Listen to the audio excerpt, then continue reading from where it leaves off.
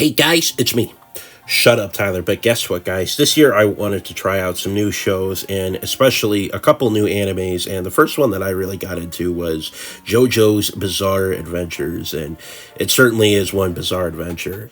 For those that don't know, JoJo's Bizarre Adventures is a multi generational supernatural saga that follows the Joestar family throughout the 1800s throughout to the 2010 eras. And it was first made by Hirohiko Araki with a long time running manga that spanned multiple stories and arcs and centered around different members of the Joestar bloodline. But I'm not going to do a traditional recap because everybody's done that, so I'm going to put my own twist on it.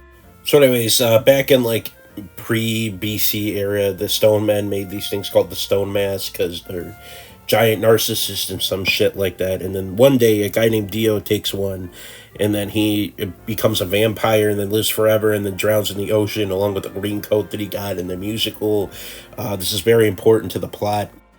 Anyways, we cut to the 1800s. This blue-haired guy named Jonathan. He meets Sapelli in a top hat, and he's like, "Mamma mia, I hate Halloween. Fuck vampires." And then later on in the arc, he becomes a cowboy, but this is for a good reason, though, is that Dio actually killed his dad and becomes his stepbrother-esque, and then this guy, Wang Chen, cuts his head off and then holds it around and then gives him head all the time, and then, yeah, he kills his dad, and it's very sad, and then Dio becomes a giant douchebag.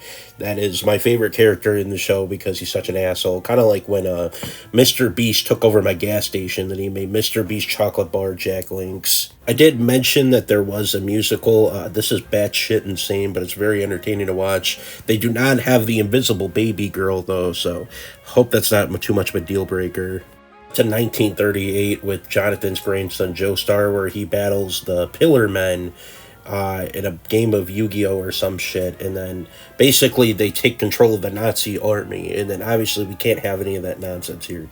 It's unrealistic for anime. And then we shift to the series in what we call stands, which because I can't fucking stand the 80s where this takes place, with Jotaro Kujo, Joseph's grandson that he gives a shit about, travels to Japan and Egypt with a team of stand users to help defeat the resurrected Dio, whose return threatens Jotaro's mom's life. Why is this important? I don't fucking know, but you gotta watch the show. I didn't really bother, I just watched the recap. But I know Iggy is very important, and why is Iggy Badog very important? It is because he turns into a cupcake and you can drink his piss beer in one of the show's spin-off series. I think it's called Hell's Kitchen, but has a lot of memes there. Like you can see two dudes walking around the city of New York. What a pleasant experience that is. Then we cut to 1999 where we have Josuke Helicopter Man, who's Joseph's illegitimate son, investigate a bunch of murders that are linked to a stand-granting arrow. The story that blends into slice-of-life moments with the hunt of the serial killer. So basically this is like Detroit, but they have a giant penis man that comes out and attacks.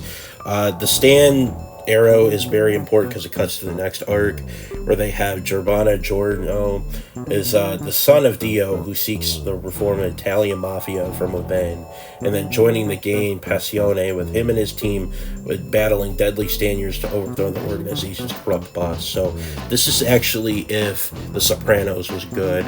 Then we cut to Jolene, who's the daughter of Jotaro, because she decided to listen to a man and commit a crime.